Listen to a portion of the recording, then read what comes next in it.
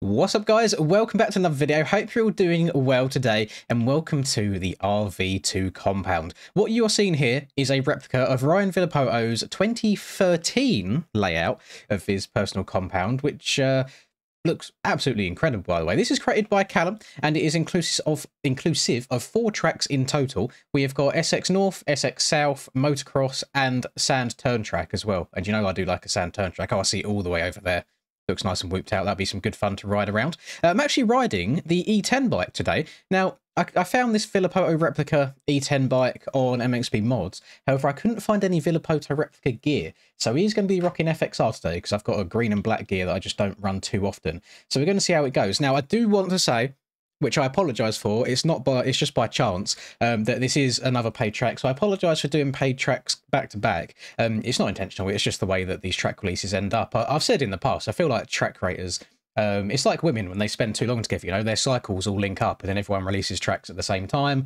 And then we'll go a week or two without anything and then it goes back to it again. But yeah, I promise you that the next video after this will be a free track. So I've seen some decent looking ones on MXP Mods now, so I'm excited to get into them. In terms of visuals, could be Callum's best work. I'm not going to lie. It looks very, very pretty all around. I'm interested to see how it rides. I'm hoping that I don't have too many front end issues on the E10 bike. I know I had some grief the other day on Track MF's latest creation, but I'm excited for this. We're going to do a couple laps of each and every track. We're going to start off with the big boy outdoors track and see how it goes. I'll tell you what, one thing that I do love about these E10 bikes is just the level of detail when you're in first person, just the way that the shading and everything's done on the bike itself looks so, so nice. So if I was Mr. Villopoto, which way would I be going around the track is the question. I have a feeling that it might be this way, just with the way this rut leads into this corner right here. We got a little pre-jump step over, and no, completely wrong. Spin around, and we go again. Right. Now we're on the right path. Let's see how this one goes in. Your yeet, little step up and oh. We will say that one was a complete skill issue rather than me just being bad at the game. Not sure if you can hear it over the sound of the engine, which again, I love the sound of the engines on these bikes. This is sand traction, so I need to be quite tentative in some of these corners by the sounds of it. And I talk about blasts from the past, and I'll be fully transparent here. Callum has sent me this track to do a video on for a little bit of publicity for it because it is coming out today on the shop. But then he also sent me a link to basically like his reference material, and it was like a really, really old Villopoto GoPro where it's on like the side of the helmet, and oh my god, it brought back some good memories. Villopoto was, and probably he's still right up there, one of my favourite riders of all time. And do you want to know how sad it is the first time I really found out about him was way back in one of the MX vs ATV games. I want to say it was Untamed. It was the first one that had proper enduro tracks on it. It was the one before Reflex, essentially. And he was a selectable rider on that. And for some reason, I just selected him, done really, really well all the time, and yeah, just really, really liked him from there.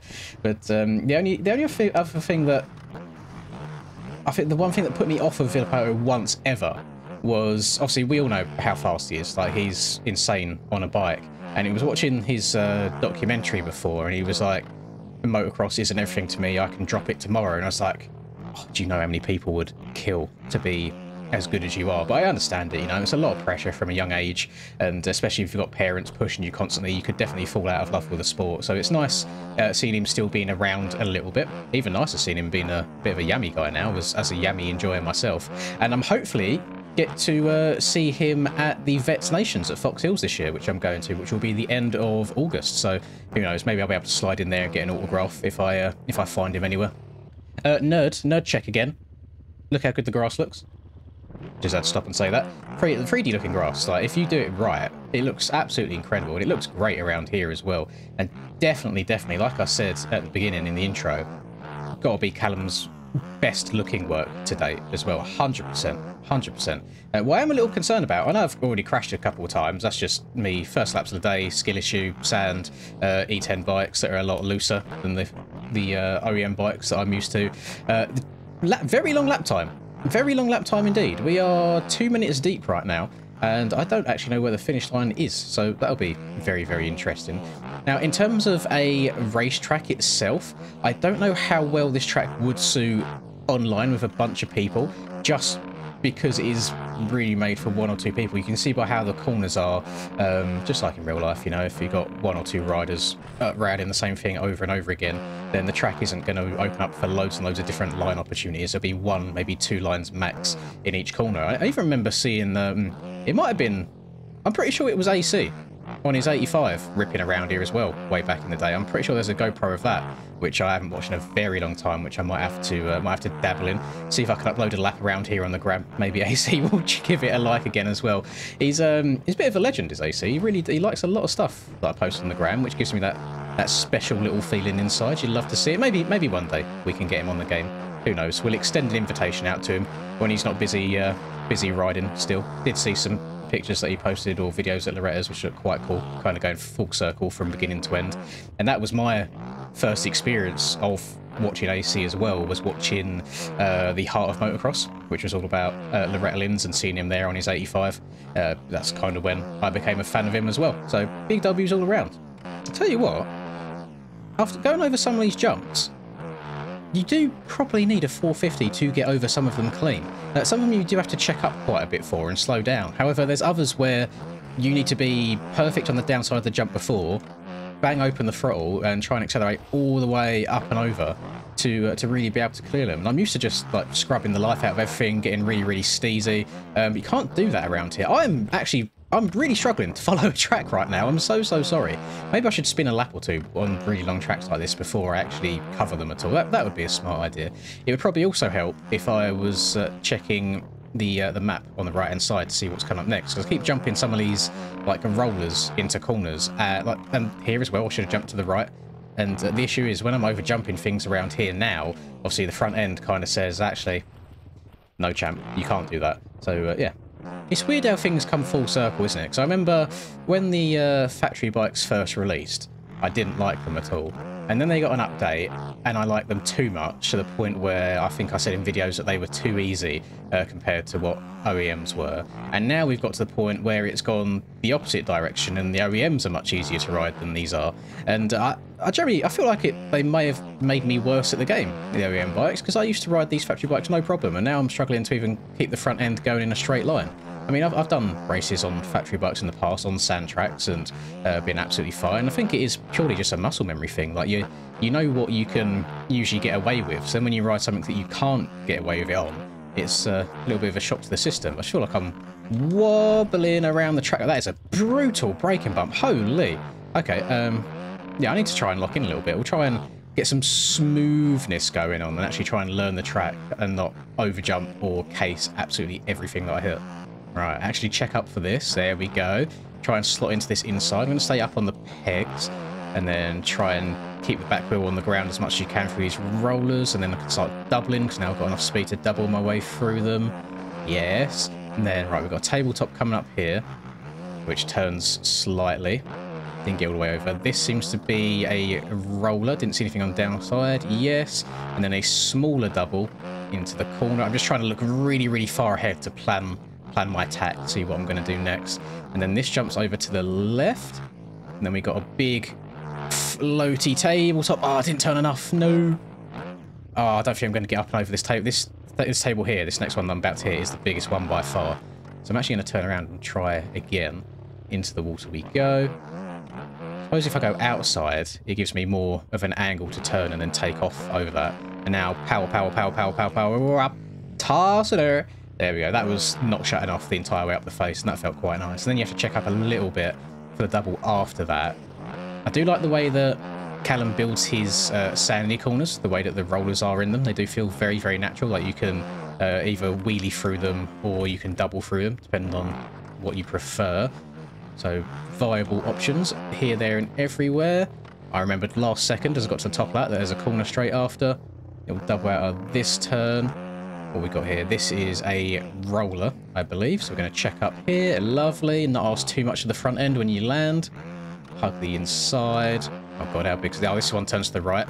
Yes, I'm remembering. So it just takes a couple of laps and a bit of concentration. Work my way through here. Try and cut across to the inside and blitz these rollers as fast as we can. As a double, triple, double. And we got a little. Oh, come on, Kurt. I don't feel like I pushed it too hard there. That's a painful one. That's a harsh one to accept. And then careful, single our way into the corner. Is this a big one? I checked up. Good thing I checked up. It wasn't that big. And then this one seems to be a little bit of a floaty one as well. Not too much speed going on here. Let's try and brake and cut to the inside. Lovely. Then I'm going to stay up on the pegs for all this rough stuff as well. That's my little tip of the day. The rougher the rut, the more you stand up. And these days I end up standing up through most ruts, to be honest. All the way around, up on the pegs again, through here, over this jump, which I've overjumped for like the 5th time. And so, oh yeah, that was the 3rd section that I just hit. So a lap time's like a minute long.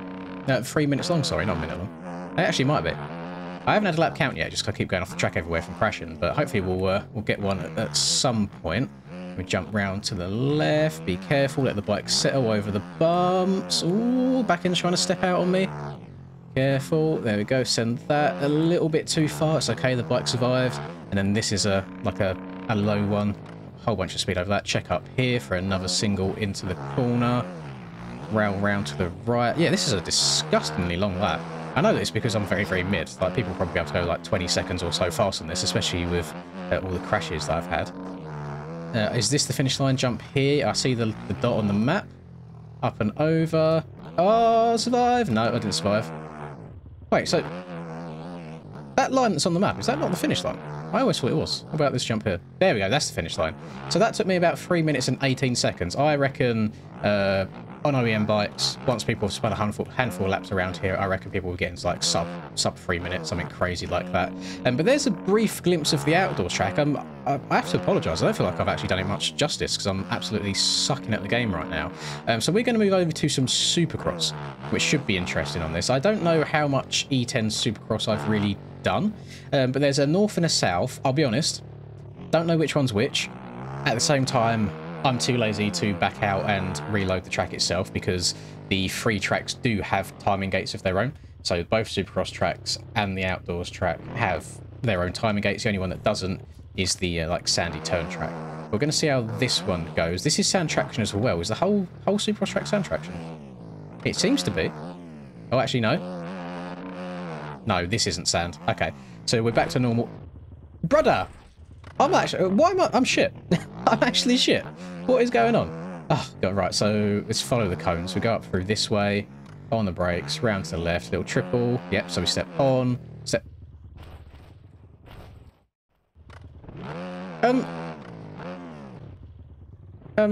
Is it broken? Am I broken? I don't know if I've ever had that happen to me landing on a tabletop or onto a step-on in my entire life. Oh god, now I'm going to overjump with Supercross Trip. Oh boys, it's a nightmare. It's a nightmare. I might have to switch back. I might have to switch back to the OEMs just so I can do a decent job of showcasing the lap. I'm so sorry. It's alright. We'll give it another. We'll give it another couple of attempts. So the only thing, you just have to be more perfect on these. So that's the only issue. I wouldn't even say it's an issue. You just have to be more precise. It makes it a little bit harder. You can't ask too much of the front end. So I'm getting a bit of wonky physics going on here. Let's hug this inside, double out. I mean, to be fair, outside and triple there will probably be much better. And then you'll have more speed to get up and over this finish line jump, so you wouldn't case it exactly the same way that you did on lap 1, and then crash again. Oh my goodness.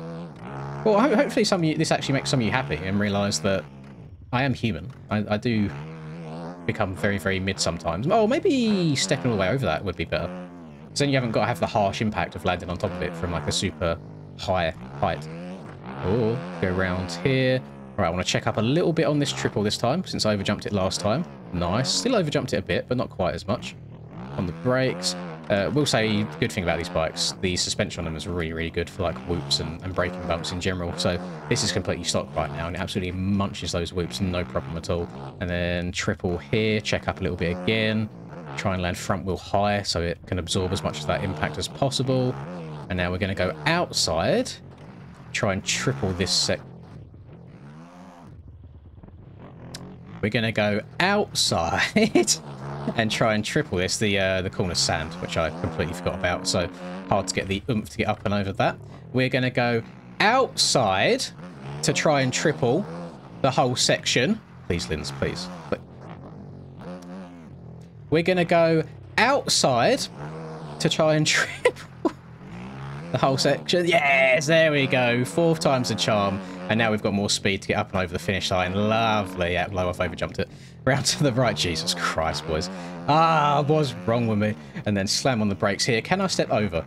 No, I went too wide. Try again. Whilst I'm sucking, I may as well just practice. Can we go outside and step over? Oh, that's OEMable. I'm not sure. I don't know if that's factoryable. Definitely OEMable. I will say I've got 90 and 120 tyres on this bike as well, so traction will be at its highest, but I know that the factory bikes have a little bit less anyway. It allows you to like slide the back end round if you want to. You're not kind of locked into one-to-one traction, but look how good the suspension is on these things. Like, it soaks up bumps so nicely. It's unreal. I just need to get over the skill issue. Over the skid issue. Right, triple that. Lovely. I want one clean lap around here. Brake, so I don't send this too far. Downside the wall. Go to the outside. Take your time. Cut down. Smooth on the gas. Triple out. Yes. Finish line. Up and over. Cleanly landed. Oh, a little bit wonky. Right. I'm just going to step on. I'm not going to bother about stepping over. I just want a nice smooth on. Try and scrub some speed. Keep my trajectory low. Lovely. On, off, double out, double into the corner, back end disagreeing with me a little bit, understandable. I'm trying to turn and jump at the same time whilst accelerating. Round to the right here, check up a little bit of speed, supercross triple, downsided that pretty nicely as well. Round to the left, the bit of the section, or the bit of track I shouldn't have any issues with, nice smooth whoops. Try and double my way through these, there we go. Round to the left again, over the supercross triple. I'm actually going to try and make it all the way to the finish line. This is where I completely mess up this very last corner that we're coming up to here. Right, down into second. Tiptoe. Roll on the throttle. Accelerate. Triple out. Oh, not fully smooth. Over the finish line. Clear it. Praise the Lord. Going beelining all the way over here to the other Supercross track. What have we got over here then? I'm going to start on the finish just so I know which way I'm going. Go hop, up and over. Lovely. I will say, Callum must have a bit of an insane work rate, because I know that he's got another little project that he's working on at the moment. So to also be able to put all this together at the same time is pretty cool. He must just be working on multiple tracks at the same time, back to back, and just maybe just rotating if he gets bored of one, for example. Round to the right. Oh, that one was peaky. Triple. I'm going to try and step over. Yes. Triple out. Yes. Perfect. Smooth. Is this a triple? It is. Face feels slightly different than the one on the other track. I don't know if that's placebo because it's a different texture. It probably is placebo. Jumping into some rollers here. Okay. Probably want to not do that. I probably just want to roll the wall jump and then blitz the rollers slash whoops. Am I going the right way? Yes, I believe so. Again, probably should have left and rejoined so I can see on the map where the track goes. Jesus Christ, Linz, go in the straight. Oh my god. Ah, I'm broken. I've just had a thought that the sand track is going to be absolute hell for me. Look how good it is through the whoops. Oh my god, the pros and cons. Oh, front end try going there as well. We're just going to go on, off. Not even going to try and quad that. Nice floaty over the Supercross triple. Careful. Round to the right. Back onto this 90. Hopefully float up and over this finish line. That is a huge finish line jump. Jesus. Okay, noted. Need to carry a bit more speed over it next time. Right, round to the left. Step on. Yes. Step off. Yes. Triple. Not perfect, but we're alive. Lovely. Triple out of here. Yes. Smooth as well. Triple again. Oh, hung up a little bit. I checked up too much. And then we're just going to go double on the way out. Nice. Going to miss that cone. Don't need it. Coney was so 2012. Don't need anything else now. Double. Round to the outside. I'm just going to check up here. Oh, you do want to jump it a little bit, actually. It looks like there's a slight bump on the landing that you could downside to get more speed. And then we go round to the left. Round to the right. We're going to triple into this section. Case the life out of it. Note to self, hit that faster next time. It's actually, in a backwards way, it's quite nice having to really think about what I'm doing rather than just having all the muscle memory take over. So I can learn in the game again. Go step on, step off. Big old floaty jump. God, these bikes get inverted. Lovely. We're going to flat track. Now we've got to carry a bit more speed up and over the finish line this time, which we did. Downsided that really nicely. Back end still had something to say about it, though. And then we're going to go step on. I think... Oh, you might be able to step over that. And then maybe like step over triple single, maybe. Round to the right. We're going to triple it. Oh, I've overjumped it. I've overjumped it. Oh, just step on. Survive it, please. No. Ah, oh, damn it. and then double, single out, up and over the soupy triple. Oh, that back end was sliding the whole way around that corner. Did not want to give me the speed I needed to go forwards. So now I want to jump this a little bit, but not too much.